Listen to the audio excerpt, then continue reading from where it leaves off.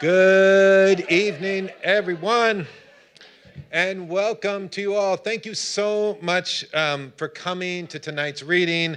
A special welcome to everyone who's joining us online, and a very special welcome to all the Smith students who stepped out of the glorious sunlight of Mountain Day to be here tonight, too. So thank you. Yes.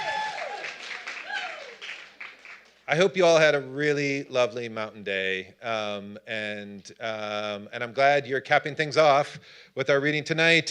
Is everyone here ready to hear Gabby Calvocoressi read us some poems? Yes. I will do my best in that case to get off the stage soon, but as always, I have some announcements and thank yous before we get going, especially because Gabby is kicking off the entire season of our poetry reading series, so I wanted to say a few words. So my name is Matt Donovan. In case you don't know, I'm the director of the Boutelle-Day Poetry Center, and I have the pleasure of welcoming back to campus this evening two of my favorite poets. Gabby Calvocoressi first came to campus in 2023 to deliver a talk on queerness and Mary Oliver's poem. I hope some of you can still find it online. It is such a blissful talk and discussion, happened right here in this room. And then we first hosted Leila Chatti for a reading in 2022, which ended up leading to her serving as Smith's 2023 Conkling Poet in Residence. It is an absolute thrill to not only have them back on campus, but sharing the stage for conversation this evening. And it just seems like extraordinary good fortune for all of us. And it's that idea of gratitude that I really want to underscore tonight. Like many of you, I imagine, I've been leaning hard on poetry to help me through the past 9 months. And the poet Dana Levin calls poetry an endurance technology. And that's a phrase that I really love. And toward that end, I've been seeking out poems as an alternative to the many ways in which language these days is being used as a weaponized means of fear-mongering and obfuscating truth and justifying hate and atrocities. But I also don't want to confine the experience of tonight's event or any reading this year through the lens of what poetry is not. This evening, we've come together to hear poems that explore grief and resilience, as well as the body and identity and joy, while perhaps celebrating dumplings in the process too.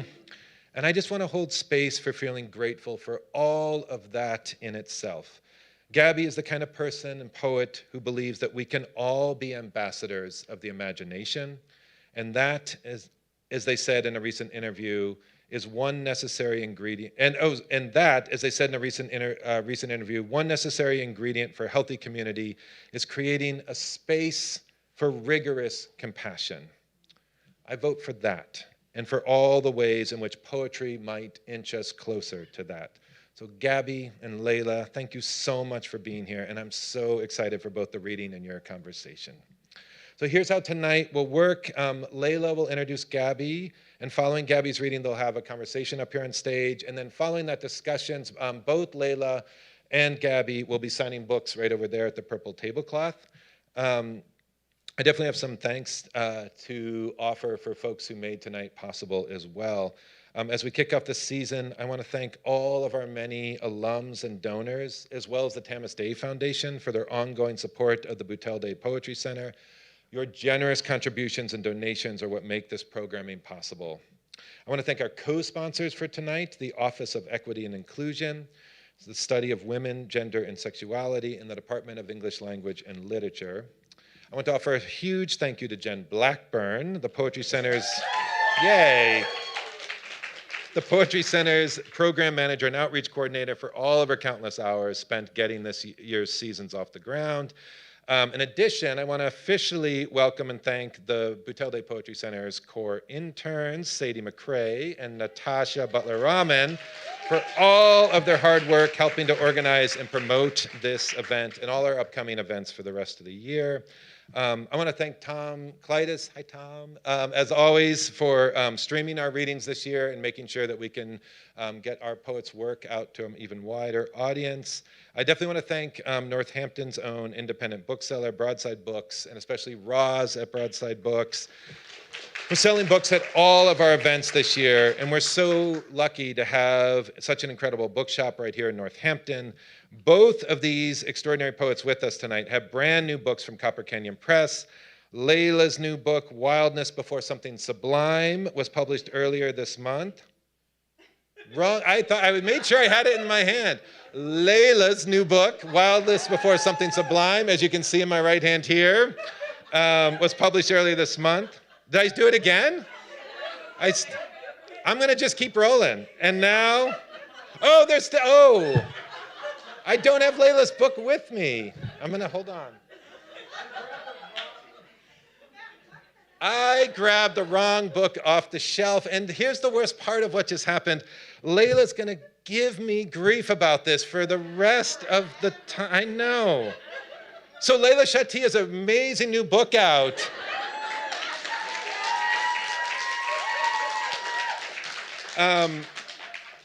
I love this book so much. I do love this book so much. It is available for sale in the back. I'm kicking off the year right. And then, meanwhile, Gabby's new book, The New Economy, is not available for another 2 weeks. It's officially released on October 14th. So imagine all the bragging rights you will have if you're walking down the street and your neighbor sees you holding this 2 weeks before it's even released. So both of these books are available in the back. Here they are. Look how I nailed it. These collections, they're so gorgeous, they're so beautiful, they're so profound. I cannot recommend both of them enough. So please do yourself a favor if you can. You could think about picking up both copies, and they'll be, again, right down here, signing copies of the books. And also, if you're not able to buy a copy of the book, but you just want to say hi or you just want to say thank you, and just come up afterwards. Poets love hearing from folks, so feel free to just say hello to both Gabby and Leila afterwards as well. We also have postcards in the back on the intern table of Gabby's work. So feel free to pick that content up as well. We've got stickers and things. And if anyone is here, who's not on our mailing list, you can scan a QR code in the back too and just make sure that you are updated with all of the events coming up for the rest of our season and through the spring. And then also my English 112 class. So this is the first time we've done this since it's our first reading of the year. But as I said in the email, as I've announced in class, so the QR codes will just be posted after the reading and after the conversation. They'll be on the 2 back doors and over here too. And in case you have, all you have to do is scan those QR codes and you'll be marked as present. If you have some sort of technical glitch, you can see either me or Nicole, our TA, and they can help you with that, and we'll have a hard copy of the attendance sheet for you to sign as well. It's now my pleasure to introduce Leila Chatti. So as I mentioned, I first met Leila in 2022 when I picked her up at the airport for her reading at Smith, and immediately afterwards completely forgot where I'd parked my car. If you've ever wandered an airport garage with someone for 3 to 4 days, you know it can be a really good time to get to know someone and know that they are the kind of poet that you want to get back to campus and see as much as possible, no matter the amount of grief they dish out at you for things like not having their book in hand and losing your car.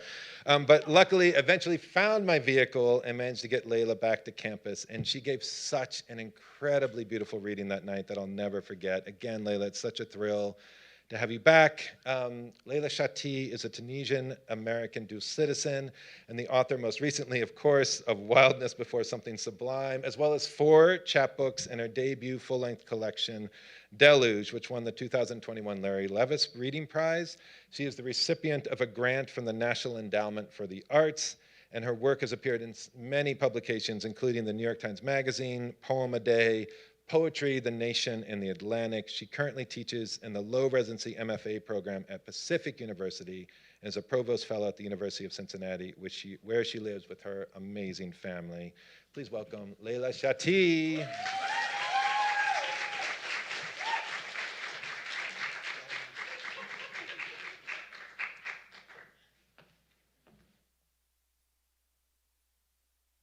Hi. This is so good to be back. Oh my gosh. Wow. This is very special. So thank you, Matt. Thank you, Jen. Thank you both interns, wonderful interns. Thank you, Gabby. Thank you all of you for being here on Mountain Day. This is so great. I know what it means. It's exciting. So thank you. Okay. So it's such a privilege to be back here at Smith College, the place that I wrote or got together this book that's back there. That book wouldn't exist without Smith, so thank you. But doubly so for this particular occasion to be here with Gabby. I've tried to keep this introduction short because I, like all of you, would much rather listen to Gabby speak, but I also want to honor the incredible person and poet that Gabby is. So I'll first say just a couple things about them that you should know, and then we'll get to the poems. Okay.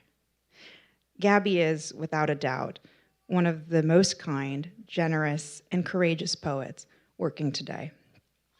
I say working because, yes, perhaps most importantly, Gabby writes, thank God, but they also do so much more than that. Gabby is a teacher, an editor, and thoroughly involved and dedicated literary citizen. They are responsible for bringing so many people to poetry who might otherwise not believe poetry could really be for them, inviting all voices and experiences to the table and the basketball court, and for encouraging and guiding new and emerging poets we desperately need to be reading, including some of my absolute dearest friends. And I say courageous because that word for brave comes from the heart, cœur, which is the source and engine, I think, of Gabby's power. Gabby writes poems of radiant honesty and urgent tenderness. For years, beginning when I myself was a student, I turned to Gabby's books not only to learn how to write poems better, but to learn how to live better too. Gabby and I have shared, and we talked a little bit about this in the car, many similar pains of the body, mind, and heart. But Gabby's work has taught and continues to teach me how to live with pain, to live a riotously abundant and beautiful life that also holds space for the wound. Gabby begins the new economy with this line: "The days I don't want to kill myself are extraordinary." Yes, they are. Here we are, despite everything. It is a wonder to be alive in this world that is at once full of miracles and immense and unthinkable violences. And Gabby is fiercely aware of this. And I couldn't make this up, so I had to note this. The same moment that I wrote that sentence, a text came through on my phone asking for action about gun violence. So this is the truth of our world, thinking about beauty, and then violence shows up. This was the book I needed most to read at this exact moment. When reading, I kept having to pause and put it down because of the immensity of feeling it drew up in me. I told Gabby this too, but I read this book entirely while nursing my daughter, who's the one back there babbling a little bit.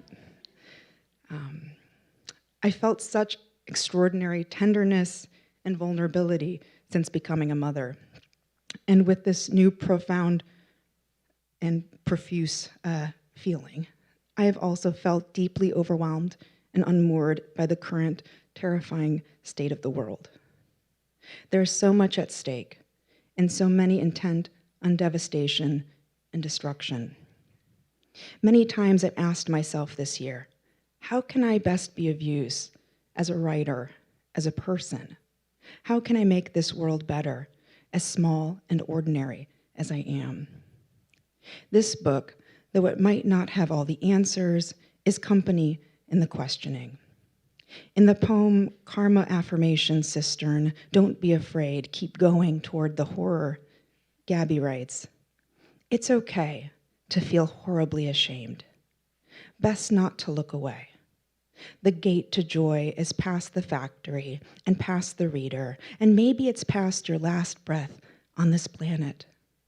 There's nothing you can do about it. You come from the cistern of brutality and hunger. You are the resonator.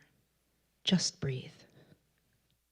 Gabrielle Calvocoressi is the author of The Last Time I Saw Amelia Earhart, Apocalyptic Swing, Rocket Fantastic, winner of the Audre Lorde Award for Lesbian Poetry, and The New Economy, currently on the long list for the National Book Award. Whoop, whoop! Calvocoressi was the Beatrice Shepard Blaine Fellow at the Hartford Radcliffe Institute, as well as the recipient of other awards and fellowships, such as the Stegner Fellowship and Jones Lectureship from Stanford University, a Rona Jaffe Women's Writers Award, a Lannan Foundation residency, the Bernard F. Connors Prize from the Paris Review, and a residency from the Civitella de Ranieri Foundation. Calvocoressi is editor-at-large at the Los Angeles Review of Books and poetry editor at Southern Cultures.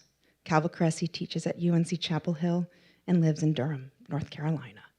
Please join me in welcoming the extraordinary and my dear friend, Gabrielle Calvocoressi.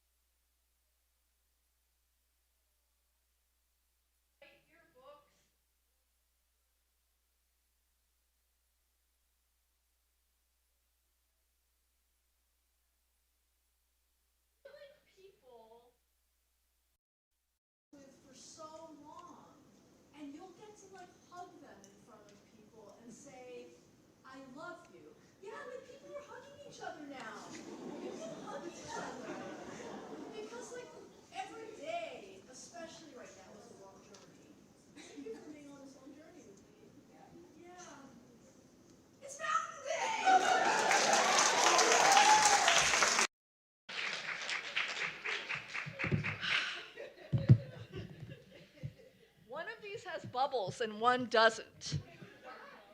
Do we want to take a guess? It's okay to be wrong sometimes.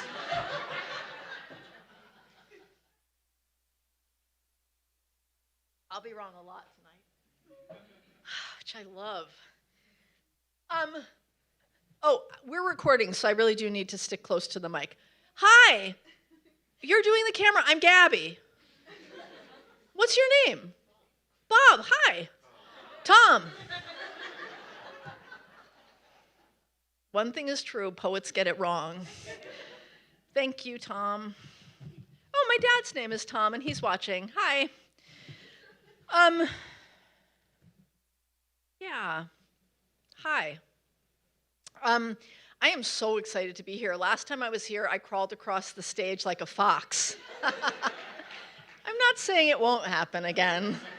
And I'm so excited to get to read poems, and I'm so excited to be in conversation with Leila. And then we're going to do something a little rogue, right? That we don't do often. We're going to do Q&A. Because, why not, right? Let's do a little Q&A. I just need to thank everyone so much. I just want to thank you all for being here. I want to thank, I've just been taken such deep care of. Matt, thank you. And thank you, Jen. Thank you to everyone. Oh my gosh. Sorry, I can't move, but thank you for taking such good care of me. I was your first charge of the year. It's going great. But it is, and Leila, thank you. There's so many friends here tonight, so many people I love, and one of the things that I've said about this book, is that I just want it to be a portal to all of, getting to see all my friends, getting to see all the people I don't know are my friends yet. I'm sure I'll see some of my enemies too. I'm here for my enemies right now. Just opening, right? That's also what we're doing right now. Oh, opening. This portal is opening. C.A. Conrad is here tonight. I've always wanted to meet C.A. Conrad. Tiana Clark is somewhere. And we've known each other forever. So I could name and name and name, and I would like to. I woke up at 7 a.m. this morning, 7:30, and there was a picture of a mountain. Matt had sent me a picture of a mountain and said, "It's Mountain Day," which I did not know what Mountain Day was until yesterday. But now, not only do I know what it is, I have a shirt. It was great. I went to the apple orchard. I did not want to die today, and I thank you for it.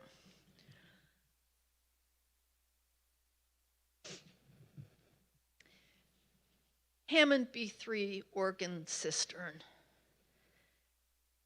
The days I don't want to kill myself are extraordinary. Deep bass. All the people in the streets waiting for their high fives and leaping when they see me. I am the sun-filled god of love, or at least an optimistic undersecretary. There should be a word for it.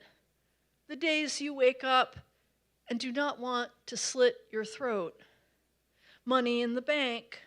Enough for an iced green tea every weekday and Saturday and Sunday. It's like being in the armpit of a Hammond B3 organ. Just reeks of gratitude and funk. The funk of ages. I am not going to ruin my love's life today. It's like the time I said yes to gray sneakers, but then the salesman said, "Wait." And there, out of the back room, like the bakery's first biscuits, bright blue kicks, iridescent, like a scarab. Oh, who am I kidding? It was nothing like a scarab. It was like bright blue fucking sneakers. I did not want to die that day. Oh my God. Why don't we talk about it? How good it feels. And if you don't know, then you're lucky, but also you poor thing. Bring the band out on the stoop. Let the whole neighborhood hear. Come on, everybody, say it with me nice and slow. No pills, no cliff, no brains on the floor. Bring the bass back. No rope, no hose. Not today, Satan. Every day I wake up with my good fortune and news of my demise. Don't keep it from me. Why don't we have a name for it? Bring the bass back. Bring the band out on the stoop. Hallelujah. Oh.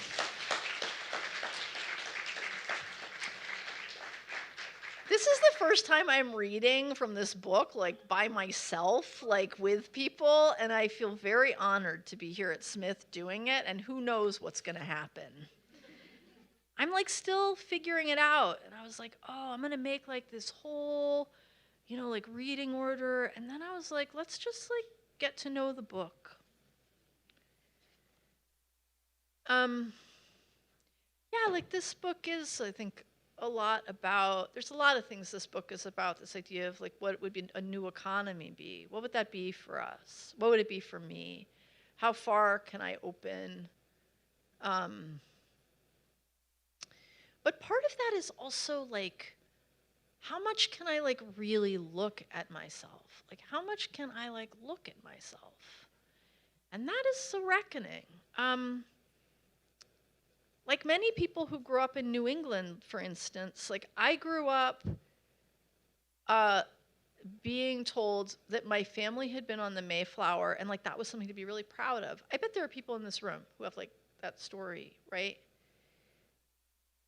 I will say the person from my family who was on the Mayflower was the first person to fall off. Extremely on brand. But what is it to have that history? What is it to have that history like constantly resonating in you? I think about that. Mayflower cistern. I feel my pilgrim worry. All day long I feel my pilgrim worry, crude and unforgiving as the buckle on my boots. I mark the boundaries of the town, and then I build a fence. I build a pillory and a scaffold. I bring my gun into the forests and my axe inside me. I hurl my brittle body at the pines. I have a plan for them, a way to make them useful, which is God's compact with the world. Whatever does not welcome me, I tear asunder. Whatever welcomes me was mine to sack and bring to my knees. I give the gift of my hunger to everyone, and then I build a fence. The doe is certainly a sorceress. The sparrow was the woman smiling into the mirror of the well. What will I make of this country inside me? My pilgrim huddles in the corner of my heart, which I hate for its hopeful sounding, its unwillingness to know the truth of how broken and beyond salvation it is. Oh, history. It's a workout.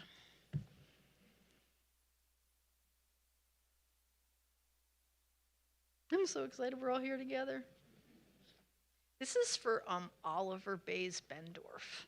People like Oliver's poems are so great, and I began writing these miss you poems during the sort of the center of COVID. Although here we are again at the center of COVID, and I sort of thought, oh gosh, all these people we miss, all these beings we miss, and many of them have to do with people who have passed away, but also like we just miss people, right? We miss things. I miss Oliver. I want to play basketball with Oliver. Miss you. Would like to shoot some hoops with you. Don't have to be dead for me to miss you. Miss you. Would like to shoot some hoops with you. Ask you to teach me how to shoot buckets with ease. Wish you could show me your layup, your alley-oop, how to tussle without getting hurt. What chain are you wearing? You know I want one too, thick as licorice and gleaming. Wish you could help me be the flyest guy on the court. Don't bring anybody but your own, you're perfect. Wish we could wear matching basketball shorts, high five all the folks on the benches, trash talking bravado. The sun is so in love with us. I'm Greek like Giannis. My sneakers come from Mount Olympus. I'm the fiercest porcupine in the den. Pal, let's drink from bright fountains. Light drips from our stubby chins. Miss you. Barreling down the court, bouncing. Look at us living. Imagine. I almost was going to say we should all shoot hoops today, but it was Mountain Day. But can we shoot hoops another time? I'm terrible at it, but I love it. My perimenopausal body cistern, disappointing. How surprising. Bled all day. Stopped bleeding. Bled some more. Went to the doctor who reached inside the woman body I try to live with, make peace with, but also ignore. Sad tenant, my uterus. One day, the tenant turned out to be my landlord. All day I wonder what it means. Clock I know as well as I know anything, but also never wanted, and also won't give up. In the history of my light body, it will show I could have been another. The shots, the surgeon's blade, that freedom. But I hold on, not out of fear, well maybe, but also this body I fought for, timid skin sack that grew into a kind of magnificence I'd not expected. I tie my bow tie around my neck that's not quite the neck I want, but still, the neck survived. Hours on the floor, begging for my life, bent head crying in the bathroom, bent head walking by the boys, yelling hog and dog and ugly as an animal. It's confusing. I protect the breasts that I live without in my mind's eye. I look for hours at men's trousers and kimonos and bleed all day. My mind says, take it out. And though it's one step closer to one true self I wanted, also, I'd miss it in ways I can't explain. Burnt off scroll. I'm a mirror of a mirror. When I was 8 in daycare, my friends pulled me aside to talk about a sex change. All of us in our Catholic uniforms, Meg, Emily, Nadine, and Brian, who got kicked out because of me. That's later in the story. We drew me in the sand. We planned and wondered how much it cost to be another body. But now, I know my body. I pull up my pants and feel the lack of one thing, as the muffin top reminds me of the persistence of another. Me, who's with me always. This pillow that looks over me, pillow of skin and fat that I'd call Rubenesque. It tried its best to cover me. So I worry over it. Strange companion, this body that covers me and bleeds all day without ceasing. I say, come on. I say, stop. Like I used to when I'd get too scared of one thing or another. God comes back to find me in the most confounding ways. Me and my body, who are often not the same. They just aren't. So part of this book are these things called Lent cisterns. It was 2023. It was when I came here that time. And I had not written in quite some time. And I thought to myself, well, it was around Lent, and I thought, I'm going to give up chocolate for Lent. And then I thought, what would be the hardest thing to give up? And what came to me was self-loathing. And I thought, well, what would it look like to give up self-loathing? And at that point in my life, it was, that would be to write a poem every single day. So I did. I wrote a poem every single day. And then I did this thing, which I really do recommend, which is I didn't look at those poems for a year. I wrote them every single day. The rule was that could be whatever I wanted, and then I didn't look at them for a year.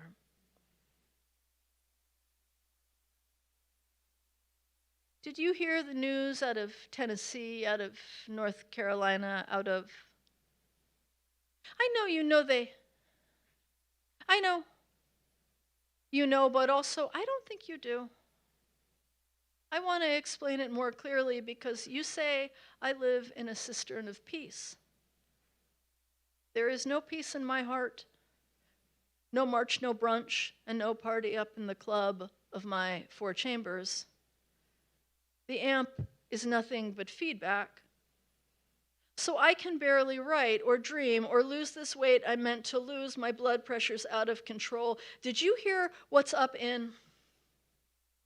They stripped away the bird song. They took the owl out of the oak tree. They took the oak tree too, took my canopy and all the brightness I can muster. Wayne Shorter up and died. I mean, everybody's sick of this earth. God bless every single being that is fighting right now to stay alive. This is from my dear friend Randall Keenan, who passed away. Oh, I love it when I say Randall's name and people go, oh. I miss Randall. Jesse Norman's cistern, time to dress for fall.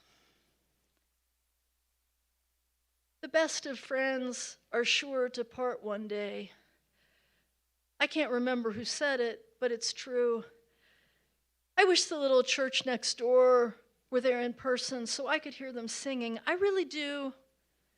I took my light body out to sea and marveled at the white clapboard and the door, the red shingle roofs covered with moss, since no one's here to see it.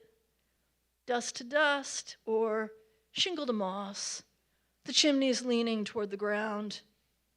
We didn't know if they would like us, me and Angeline. Little church next door in North Carolina, Pentecostal. I invited the pastor and his wife to tea, like my grandmother taught me. Turns out we like each other very much. Randall, I was supposed to write another poem, but let's be honest. We know I haven't written in 2 years, or maybe more. I've been trying. I've been taking the bus and listening to Jesse Norman. This is where I'm supposed to acknowledge the pandemic and how long it's been since I've ridden the bus. 2 friends have died in the last 3 weeks, and neither one from COVID. What a stupid sounding word to cram into a poem.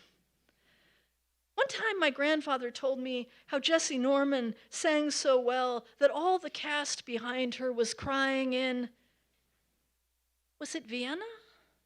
I was really young.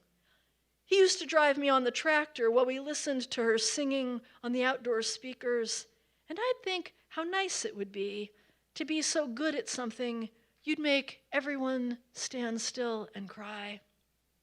For joy, for wonder, I've been trying what seems my whole life since I stopped writing to describe the feeling of waking up in the darkness to the feeling of my grandmother's mink coat tickling my cheek, her leaning down to kiss me after the 4-hour drive home from the opera. You would not tell me, think about the minks. Though we would, of course, know about the minks. Time passes. If I said, she smelled like Oscar de la Renta, you'd know just what I mean. And I could tell you how I sat behind my grandfather on the tractor listening to Les Troyens, and you'd know just what I mean. I'd say, what is happening now at the top of my lungs, not knowing French? And my grandfather would say, everyone's dead but the ushers. Or, things are going from bad to worse. His voice rising over the engine, which he'd cut at just the right moment so we could sit in the stillness and listen to her, still alive. Cassandra on the wall, he'd say, and I'd say, what's that? And he'd say, that's when no one will listen. The smell of late autumn grass in my nostrils, I'd rest my head on his back. It must have been a replay or a recording because she sang that in winter, or maybe it's so long I just don't remember right at all. I used to sit on the bus and listen to Jesse Norman before the world got sick. But the world's always been sick, as long as I've known it. I mean, I texted, do you know when she sings that song, The Summer Knows? And you said, I do. I'd wait up as long as I could for her to come and kiss me. But I was always surprised. Little minx. Horrible. But also I'd do anything, literally anything, to feel my grandmother kiss me again. I'd say, was she wonderful? And she'd say, we'll tell you in the morning. I miss everyone and feel so lonely. It's like an empty opera house inside me, like all the chandeliers just shattered on the floor. I figured I'd just speak plainly. It's time to dress for fall. Oh, and it is fall. Oh, Randall Keenan. Jesse Norman, do people know who Jesse Norman is? Great opera singer. She's passed away, but I have an epigraph from her on the second part of the book, and she just says, I want to keep learning, keep exploring, Keep doing more. Me too, Jesse Norman. Should we bring some more ghosts in? Just for the heck of it? Yeah! Oh, wait, who's in the ghost club? Me too. Like we could do it right now. Like we could just we could all just for a second think about a being that we miss. It doesn't have to be a human. It could be an animal, it could be a tree, it could be those minks, it could be you want to just sit for a minute and think about it? I miss. And then maybe the portal would shimmer. We could all really just be together. I say this sometimes, but would I want my grandmother to come back from heaven? I mean, she worked really hard her whole life to get to heaven. And probably if I did ask her to come back, she would, so I won't. I mean, kind of I would. But I would literally, if we could just look at each other for a second, you know that feeling? So there's some empty seats here because it's Mountain Day. And probably lots of other reasons too.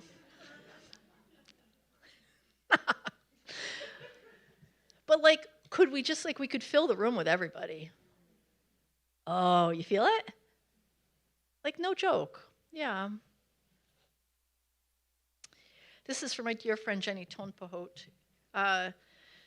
who passed away during COVID, but not of COVID. We had a lot of people that did that, and it somehow felt even more shocking. This is also we ate this delicious tofu tonight. Where did we go? Tea Root? We had good tofu. It's for Jenny Tonpahot. Miss you. Would like to grab that chilled tofu that we love. Do not care if you only bring your light body. Would just be so happy to sit at the table and talk about the menu. Miss you. Wish we could bet which chilies they'll put on those cubes of tofu, our favorite. Sometimes green, sometimes red. Roasted, we always thought, but so cold and fresh. How did they do it? Wish you could be here to talk about it like it was so important. Wish you could. Watched you on the screens as I was walking, as I was cooking. Wished you could get out of the hospital. Can't bring myself to order our dish and eat it in the car. Miss you laughing. Miss you coming in from the cold and one too many meetings, laughing. I'll order already. I'll order 7 helpings, some dumplings, those cold yam noodles that you like. You can come in your light body or skeleton or be invisible. I don't even care. No, you have a long way to travel. No, I don't even know if it's long at all. Wish you could tell me what you're reading. If you're reading, miss you. I'm at the table in the back. Tom, do you think that ghosts can see us through that camera? I know. That's one of those things a person doesn't want to say out loud. But Tom, I think you're right. Not in this climate. Thank you, Tom. Thank you, Dad. I spent a lot of my life sitting in church with both my mother and my grandmother. And I spent a lot of time looking at Christ on the cross and thinking a lot. I don't know if other people had this like that. Just I spent a lot of time meditating on that when I was young. It took me so long in my adult life to realize I just spent so long staring at a young man being tortured. Really, just meditating on that, but without thinking about it that way. I'm sure there are people who do, but maybe it's being 50, I don't know. Hawk Song Cistern. I think about him on the cross. I did when I was little too, but then not until this moment when Hawk Song outside my winter window heard it in passing, loud, right in the middle of the pain, then fading off past the steeple of the first church. I'm not sure why it made me think of him, who I believe was him, though no more of God than all of us. Too much pain, probably, to have heard a hawk song, too much fear and calling out. Somehow, when the bird flew past, I wondered, was it sunny like today is? So bright, and me with a little cold, which has my mind wandering. It smells like winter, but outside, spring's blanket drapes all over me. How far could I reach my arms out? How much could I bear? And would I hear the hawk that flew past me? That poor young man. The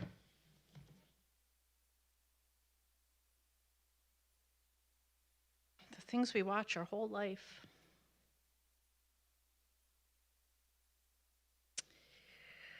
Oh, it's so heavenly to be here with you. I think it's almost time to end and talk together. I can't tell you what it's like for this to be this book's birthday. Miss you. Would like to take a walk with you. Do not care if you arrive in just your skeleton. Would love to take a walk with you.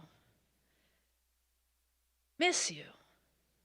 Would love to make you shrimp saganaki like you used to make me when you were alive. Love to feed you. Sit over steaming bowls of pilaf, little roasted tomatoes covered in pepper and nutmeg. Miss you. Would love to walk to the post office with you. Bring the ghost dog. We'll walk past the waterfall and you can tell me about the after. Wish you would come back for a while. Don't even need to bring your skin sack. I'll know you. I know you'll know me, even though I'm bigger now. Grayer. I'll show you my garden. I'd like to hop in the leaf pile you raked, but if you want to jump in, I'll rake it for you. Miss you. Standing, looking out at the river with your rake in your hand. Miss you in your puffy blue jacket. They're hip now. I can bring you a new one if you'll only come by. No, I told you it was okay to go. No, I told you it was okay to leave me. Why'd you believe me? You always believed me. Wish you would come back so we could talk about truth. Miss you. Wish you would walk through my door. Stare out from the mirror. Come through the pipes. I already read this poem once, but I just think it's sometimes worth to read a poem twice. Because I really feel this way about you all and tonight. But also because poems change, you know? Just like we change. Hammond B3 organ cistern. The days I don't want to kill myself are extraordinary. Deep bass. All the people in the streets waiting for their high fives and leaping. I mean, leaping when they see me. I am the sun-filled God of love, or at least an optimistic undersecretary. There should be a word for it. The days you wake up and do not want to slit your throat. Money in the bank. Enough for an iced green tea every weekday and Saturday and Sunday. It's like being in the armpit of a Hammond B3 organ. Just reeks of gratitude and funk. The funk of ages. I am not going to ruin my love's life today. It's like the time I said yes to gray sneakers, but then the salesman said, wait. And there, out of the back room like the bakery's first biscuits, bright blue kicks, iridescent like a scarab. Oh, who am I kidding? It was nothing like a scarab. It was like bright blue fucking sneakers. I did not want to die that day. Oh my God. Why don't we talk about it? How good it feels. And if you don't know, then you're lucky, but also you poor thing. Bring the band out on the stoop. Let the whole neighborhood hear. Come on, everybody, say it with me nice and slow. No pills. No cliff. No brains on the floor. Bring the bass back.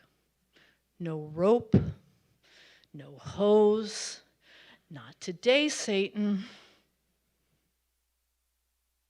Every day I wake up with my good fortune and news of my demise. Don't keep it from me. Why don't we have a name for it? Bring the bass back. Bring the band out on the stoop. Hallelujah. It is such a gift being here with all of you, and I can't wait for us to talk. And I just want to say one reason I also like to read like those poems, that poem beginning and ending, is that nobody gets to tell us what our beginning and our end is. Nobody gets to do that for us. And also, we're a circle. And thank you for like being in the circle with me. Should we all talk? Yeah.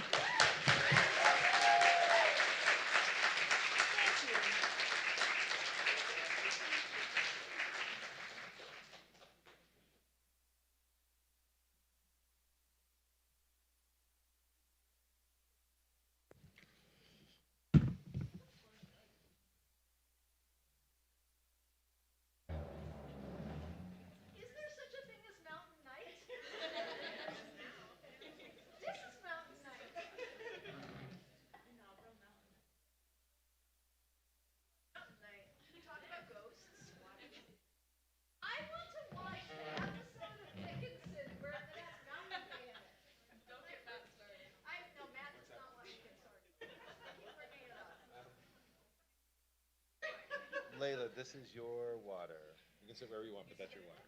What? What are we going to talk about? We're going to talk a little bit, but then will you all ask some questions? Yes! We haven't tell, I think you said we had.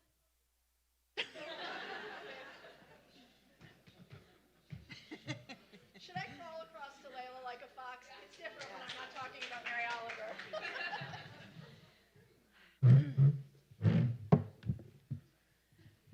So let me ask you some questions about your poems. Matt's like, get off the stage. All right. I have a lot of questions. Okay. But can I start? Your show. I don't know. What's happening? What are we doing? Do I do this? Oh, we have to- Grabbing? Okay. Wait. Why is this so? Hello. Ooh. Oh, Mountain Night. Wow. But can I start? People have heard enough from me. No. I mean, we're going to want to talk. But can I just, like, I was thinking that we're so lucky to be here and be together. And I was struck by the thing you said about us having like many things in common. And I think we do. And I was wondering if I could start. I know we're both going to talk, but the whole time I was reading, I was just thinking about, and I said this to you today, like you write these poems that are so deeply rooted, like in the day-to-day, but also like have this kind of lyric possibility and compassion and muscularity that like just like make them timeless at the same time. And so I think my first question is, are you a time traveler? But also like, do you know what I mean about that in your poems? Like, they manage to be like everywhere at once, and yet like they are so here. And like, how do you do that? Wow. What a generous thing to say. I don't know if I think I probably am traveling in time, like in my dreams.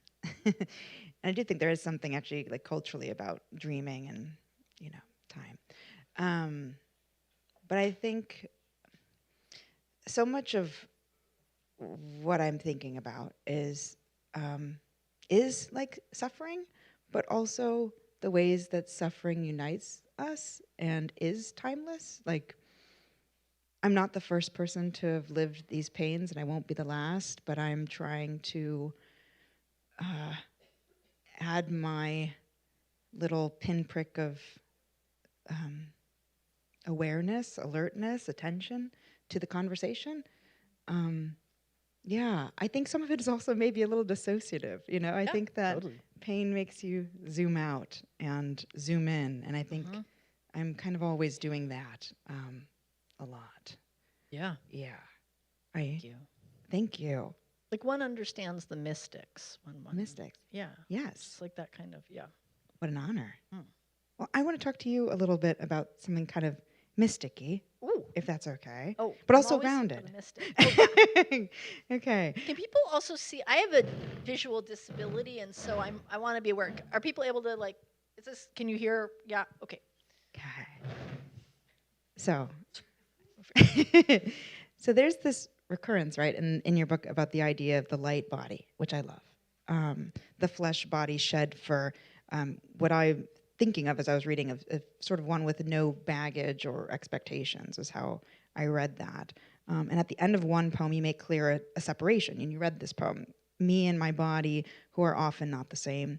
And one of the burdens, which might not be the right word, that's done away with is gender. And so one of my favorite lines is also one that's extremely painful, where you write of the boys who were tormenting you.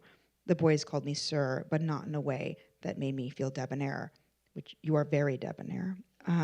So let me heal that if I can. Peel that grape.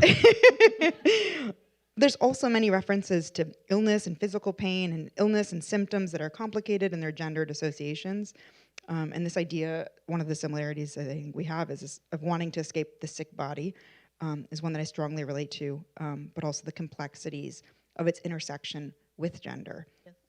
And I noted too, there's references to weight and shame, which don't have to be gendered, but also very much can be. So I was thinking about the body is, of course, very personal. So I don't want to overstep in any way. Oh no, I'm here. But as much as you feel comfortable sharing, I wondered if you might share a little bit about this idea of the light body, which is at once, the body being something that's so grounded and light being something that's not, and how you came to it, and perhaps the significance behind the word light, which is something that is both brightness, but also means to be unburdened or not heavy. And so there's so much in that I loved and was really interested in. I love this. Isn't it like it's the most remarkable thing to be like read so generously and so beautifully? I feel very blessed. Yeah, I mean, so the light body was like this term and this idea that like kept coming to me when I first started making these poems. I began writing these poems. I'd sort of been thinking about a lot of these things and working on these things for like almost like I've been doing it for almost 10 years, but the real day that this book started, like the day I went and I sat down and wrote the first poem, which was Hammond B3 organ cistern, and then later in the day I wrote Homecoming alien vessel, this poem. What a day. It was a remarkable day, and it was the day that I woke up in the morning and I was told that my teacher, Lucy Brock-Broido, had died. And I woke up, Mark Wunderlich, my friend, texted, I knew Lucy was dying, and I was supposed to go to AWP that day, which is like this conference. And I turned over to my partner, Angeline, and I said, I don't want to go to AWP today. I want to go down into our like not heated, very cold garage, and I just want to like write for 5 days. Like I just want to write. There was something about that. I just wanted to like harness like how I felt, but also the gift that she gave me, which was talking constantly about the idea of like this sort of energetic place where poems lived. And I was like, I want to go. And I did. I have to admit, I wrote one poem that is not in the book that was kind of like this sort of opening of a kind of gate. And I hadn't written for a really long time. I go through long periods, like Lucy, without writing. And then I wrote Hammond Be Through Organ Cistern. And then I wrote this other poem. And I started thinking about, as I was writing, this idea that when I was little, I think it was like in church, but just like in general, that I often thought of myself as like having this kind of light inside me. And I'm sure that was something I had heard from my grandmother because of religious tradition. And but I was a kid who was pretty like, there was just a lot going on with me. My mom was very ill. There was a lot like I didn't know how to talk about. I felt like a little alien a lot of the time, like weighted in a world that I didn't really understand, like how to live in or like make sense of. And I say alien really because like when I would see things, did anybody else have this experience? Like when I would see things about like Martians and stuff, like I would literally be like, I think that's me. And like often those, you would see like them becoming light like that. So there were these sort of early things about like what it was to be a kind of like alien vessel that was full of light. My grandmother talking about a kind of like light that beings had inside of them, like no matter kind of what else was going on. But then I also began to think about like, I want to say this articulately. My horoscope today says that I need to be very careful about what I say. Okay, Channy, like I'm here. So I'm really like trying to like, but it's true. Like I also was thinking a lot about like both how like proud I was supposed to be growing up of my skin and my skin color. How much power like I got because of my skin, but also like how much terror I felt in my skin, like how much like I will never stop feeling like I used to go walking on my road, Beckley Road, and I remember these kids from school used to like drive, and like one day, there's probably also people in this room who have felt this, like I didn't have my bow tie yet. I was not resplendent yet, but I did like present in a way that they understood as different. And like I just remember like them driving and like all of a sudden just throwing this bottle of like all this liquid, which was clearly like they'd gone to like I'm sure they had gone to the bathroom in it and stuff like that. And me like walking home by myself and feeling like so ashamed. Like I felt ashamed. Like, are you kidding me? But I did. That was also, my skin was covered with that. And I remember like, so there was something also about like I was someone who did like constantly want to get out of my body and just like let this thing inside me like just like be free. Does that make sense? But again, like this balance, right? That the light, yes, we also say I've got a light inside me, and I can say I've got a light inside me and I'd like to let go of my skin, but also like no matter how much light inside me I have, like the skin that I have and the permissions it gives me and the privileges it gives me also have a tremendous history of damage and wreck. Is this making sense? Like sometimes I go on and on. No, and it's so making a lot of sense.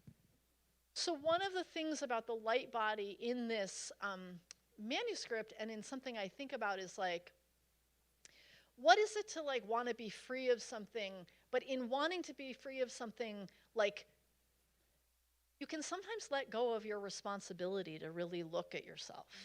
Like, yeah, maybe I'm full of light, but like, I also need to like keep looking.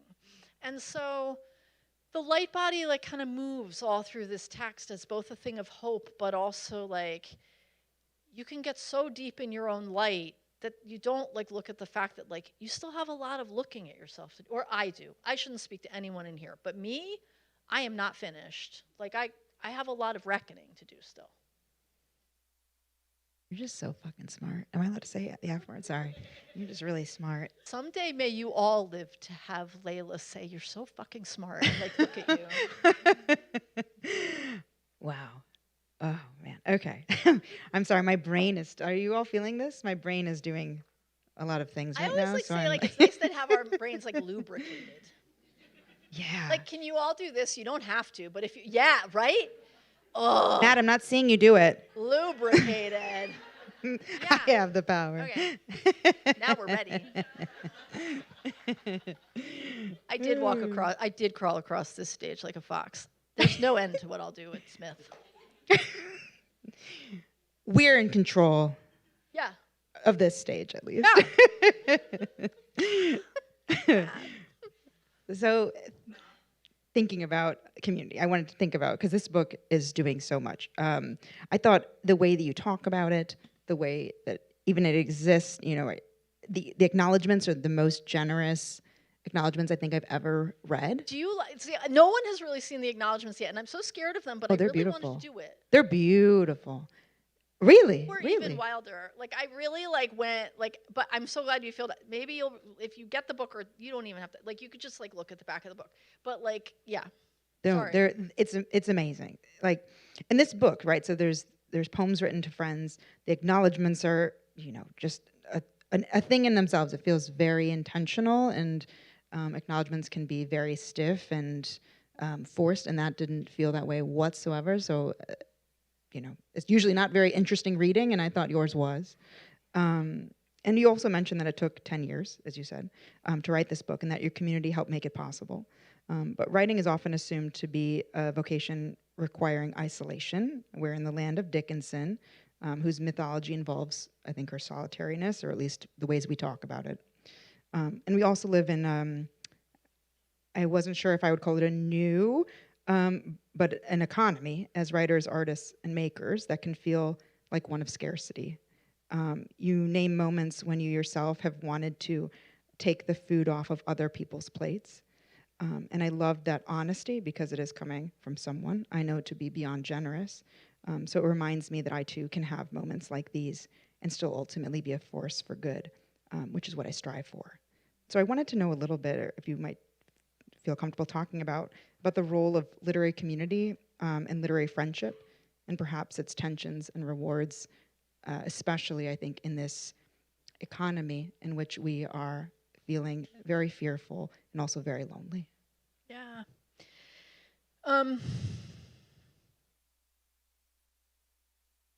I really believe in neighbors.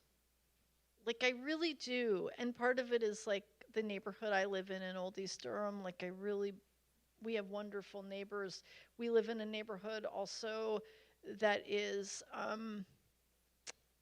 it's a real place. Like there's a lot of suffering and there's a lot of violence, and part of that is because we live in a part of the city that has been really ignored by the government and has the city government, and where there are not as many resources, and it is neighbors who get each other through. And that has always been the case when I grew up with my grandparents and other places I've been, you know, like and poetry is like that too. Like as much as anything, like I'm here with all of you, but like you're also my like neighbors. Gary and Landon are my neighbors. Like here they are. And it's really, I think that because of capitalism, bleh, but I do think because of, and let's say like late stage capitalism, predatory capitalism, I do think that we can also be led to forget that we are like neighbors to each other. You and I are neighbors at a press as much as we're like we're friends, we're neighbors in the world. We're also like press neighbors. Tiana and I are neighbors on the poetry long list for the National Book Award. Patricia Smith, who's coming later this term, is our neighbor on that list. If I think about that, then I don't have to get in the machine of starting to think about like beating people for something, right? Or taking like I'm gonna win. That's inside me. Like I'm I have all kinds of hungry ghosts like living inside me, and I have lots of holes that just will never be filled. And so I think that one of the things that I try and think about in the poetry world, and I try to behave this way, and I make mistakes all the time, is how can I think about the people around me, the poets around me, as like neighbors, and how would I treat my neighbor? Like, even more than my friend, because like my friend, like I know you, we go to the movies, like I care about you because like we've been friends for a long time, but like I do care, like, but if you're my neighbor, I also care about you, and this is to me so important right now, and people hear it, but it's just true. Like, we are not free until everyone is free. We are not fed until everyone is fed. We do not sleep at night until everybody can sleep at night. And that's true of our neighbors. If we're just like a giant neighborhood, we just like, come on, like we can do this thing together. And I feel that way about the poetry world, because I will say that the poetry world can be an astonishingly generous place, but it can be a very hard place. And it is a place where, here's the moment where I lose the National Book Award. Let's like wait for it. Don't worry, I already lost it. But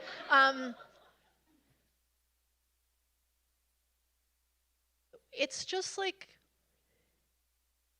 if we live in a system where the majority of ways that poets like are going to get kind of real money, which means real time doing poetry, and those things are all bound up in prizes and fellowships and like these kinds of things, and there are plenty of poets who have different economies. C.A. Conrad is here and is, to me, like has been a shining example my whole life as a poet, like how to just live with great integrity in the world, like in terms of finding other kinds of economies. The great poet Matthias Valina is someone also who matters a lot to me, the poet Destiny Hempel, lots of people.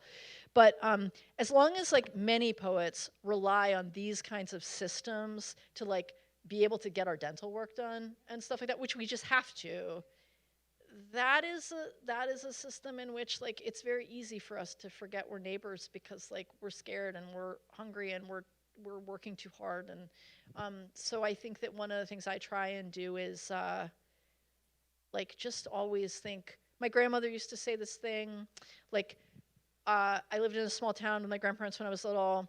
I would walk to the post office. I was supposed to like say hello to every single person I saw, like in the post office.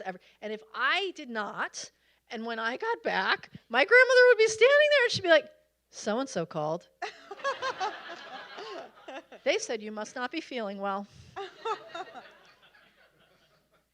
And like there are people who might be like, "Well, I shouldn't have to say hi to people like I don't want to say hi to." Okay, like I understand that.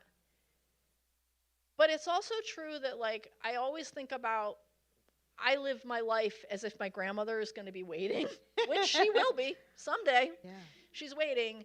And I also think about this fact, I'm going on too long, but I do also think about this fact because I think about the poetry world too.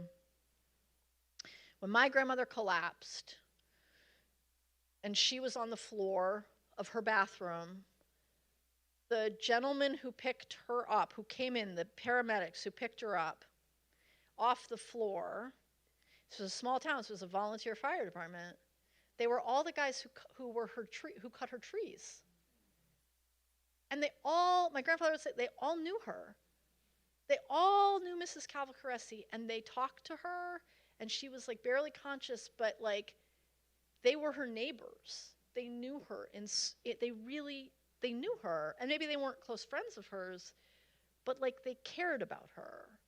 And I always think like, how many different roles can I have in any poet's life, whether or not they know me, so that like when I come and pick them up, if I can, they know it's someone who really knows them or cares about them.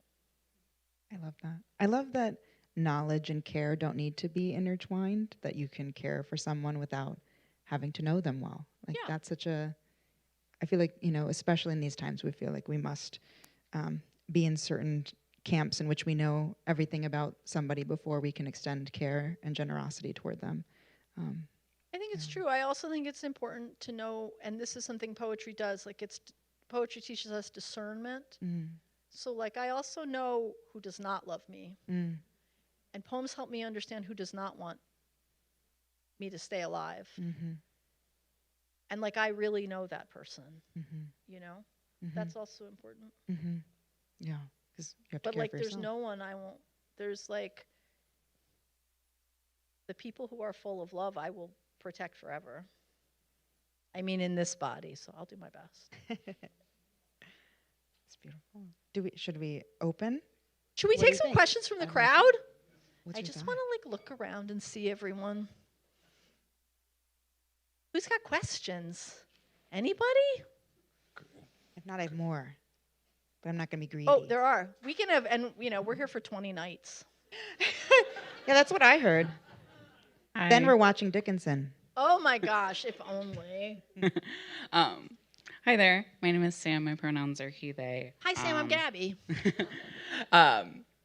I am deeply inspired by like the construction of these radical queer communities that center love, especially within the world of poetry, but also outside of it. I'm curious if that sort of construction of community focus of love informs your form at all in the poetry in terms of like the actual form of the poems. Oh, that was so good. We can say it again. Like it was so good. Yeah, I'll give the Spark Notes version. Oh, so this is a class. This is a room full of my teachers. Yeah. Does the construction of these radical queer communities inform the actual form of your poems? Yeah, I think so. Oh, that's such a good question. Thank you, Sam.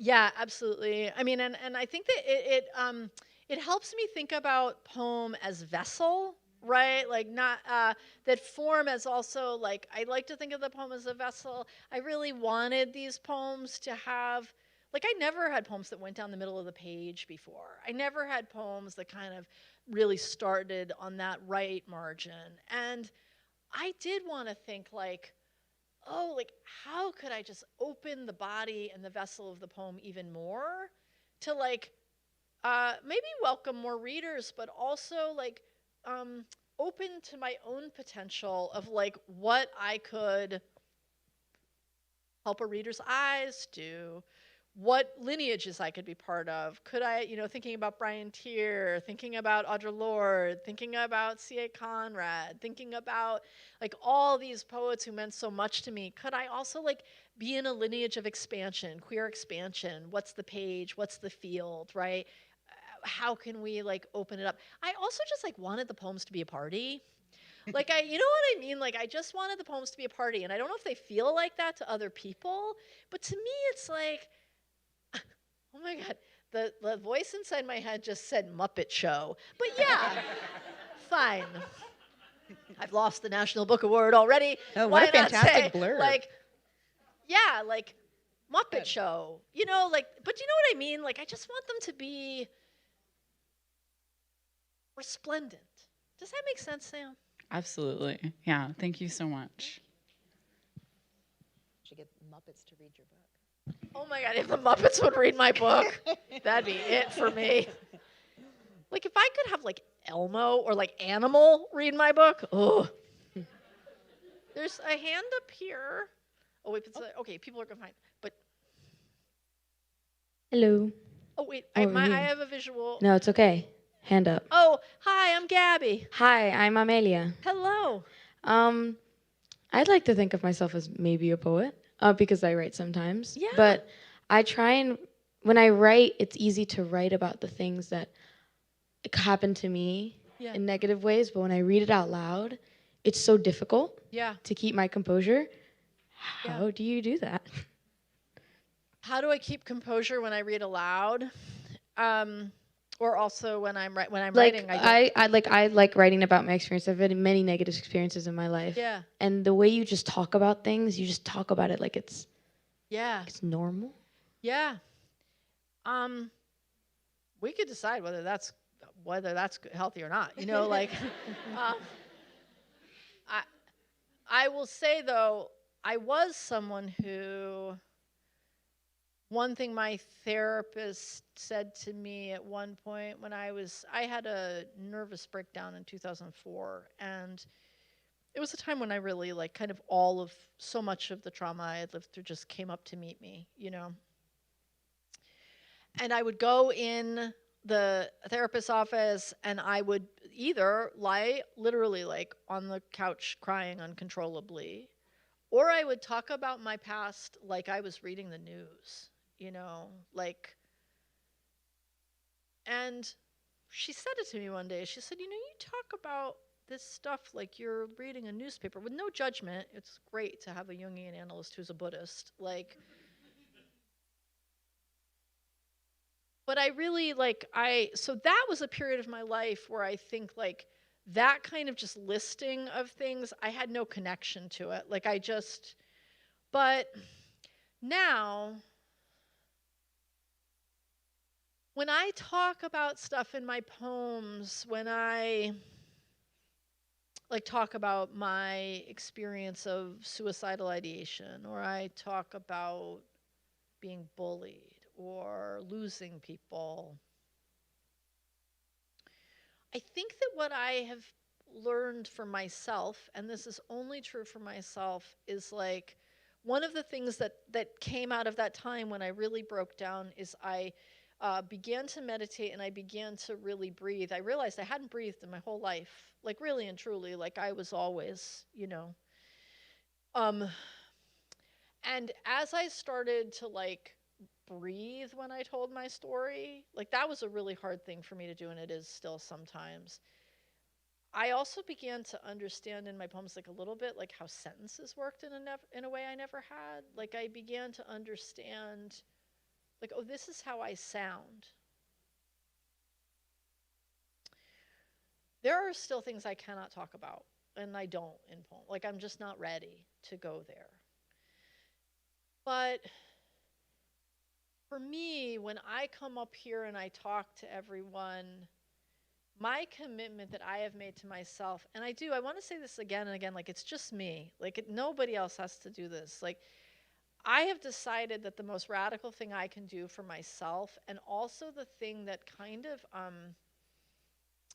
feels both terrifying to me and really important, is just to be open and to just say as much of what I can say about what happened out loud, maybe because someone else has felt that and felt they couldn't talk about it, but also because like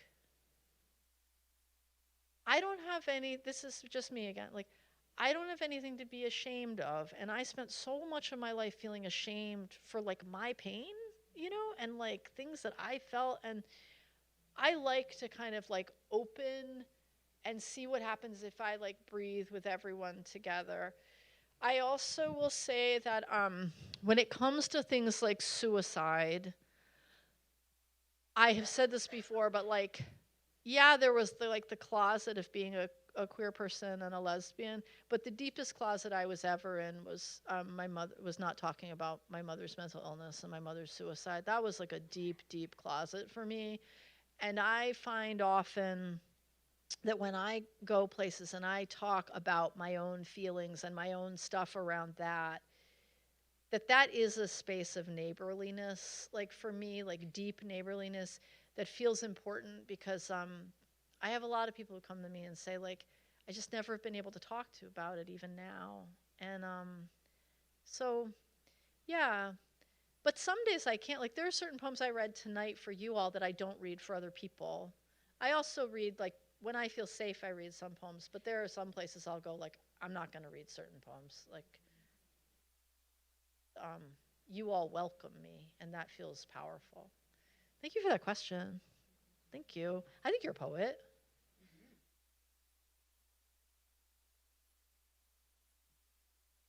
Okay.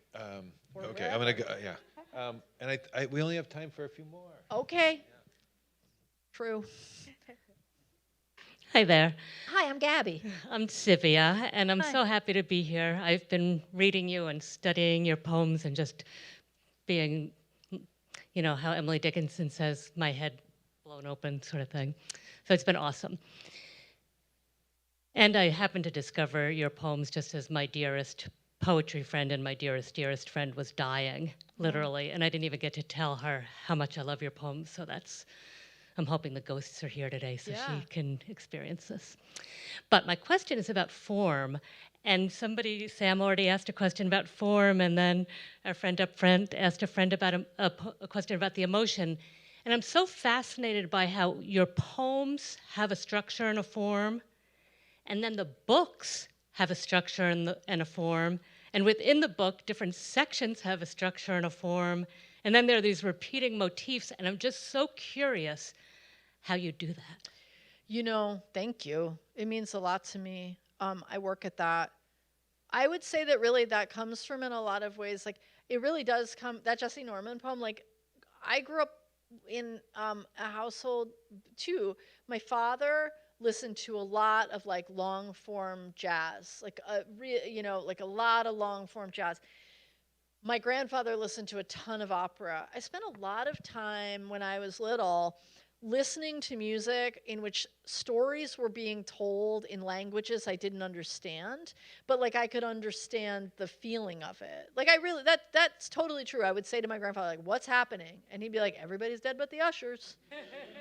Or like my dad and I would be driving in his like Golf, and like we would be like, I'd be listening to something with him, and I just like would be like, what's going on? And he'd like kind of explain to me.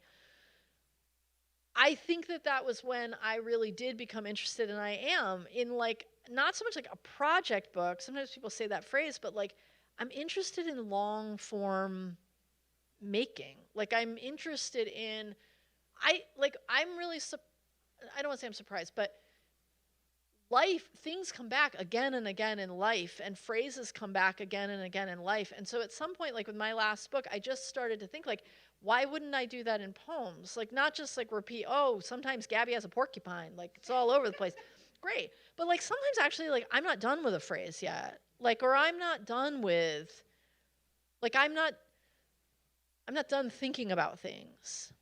And so I think that it's that kind of opera motif. It is my relationship. I played saxophone for a long time, You're also someone where things come back to you. Like, can you talk about that a little? I'm very obsessive. I once asked my dad if he were a poet, what image does he think might haunt him or metaphor? And he said the sea, which is also one that I think haunts me. I think like a kaleidoscope maybe, where it's like all the bits are in there, but I keep turning and turning and turning to see what they look like when they're kind of collapsing against each other a little differently. I know sometimes there's, I think, criticism around like, oh, well, you've already said that, you already used that image, that thing kind of keeps coming up. But I'm not done with it, It's like I need to see it from all sides, and I need to see it next to all the other things that I need to see from all sides. And so I'm someone who likes, I think, to spend a lot of time with an image or a word, and even if that means the book's long, I'm going to let the book be long, which is what happened with this most recent one. Thank you. I felt it felt bold to assert that I wanted to have a long book, and I did it. Let's all assert we want to have long books. Can I also just like go back, because I think this question about emotion was so important, and that is also something that I think is really true in your work. Would you answer that a little? Oh wow. Like how do you do it? How do you? I think some of it's time. I think there's a big distance between when I write something and when I share it. That was something that Joy Harjo, who's one of my teachers, taught me early, a decade ago, actually, where I was trying to write something that was very painful for me, and she advised that I stick it in a drawer and check in on it every 6 months. And if it still hurt me, if I could feel my heart sort of racing, if I felt the heat come to my face, then I wasn't ready to deal with it yet, and put it away, and then I could come back to it again. And I did that for years. And then I was able to look at it after about 5 years. And so I feel that way about sharing poems too. If I feel like that sick to my stomach feel, if I feel the heat, I know where trauma activates in my body. And so if I'm feeling that, then I know I'm not ready to do the work, I think, of carrying the poem into the world, which is different than writing it. I allow myself to have time. And there's certain things too, I thought that was so accurate about, there's certain poems I won't ever read in front of people, even though they exist in the book. And there's been things where I've said that I wouldn't talk about them, even though they exist in a book, because that's the most I want to say at that point. And there's absolutely poems that I don't think I will write, maybe ever in my life. So I think I create boundaries between each sort of stage. And sometimes I do, like I cried up on this stage before. I cried. I think last time I read from my chapbook Figment, which is all about my miscarriages. And it was emotional for me. And so I cried. And now I'm here with my daughter, which feels very reclamatory and healing. So I think it's okay to cry. I cried just now when you were reading. I did. Miss you. I almost cried. I think it's good to cry. I think it's okay. But I think also it's okay to keep some parts of your emotional light body, maybe, only in contexts where you trust people.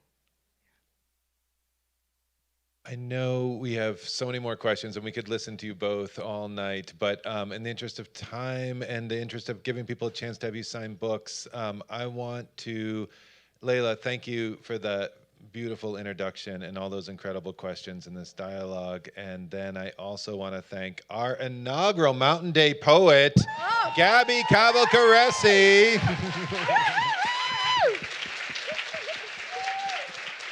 Thank you all so much for coming. Thank you for joining us online. Both Leila and Gabby will be right here signing books. Thank you so much. Have a wonderful night.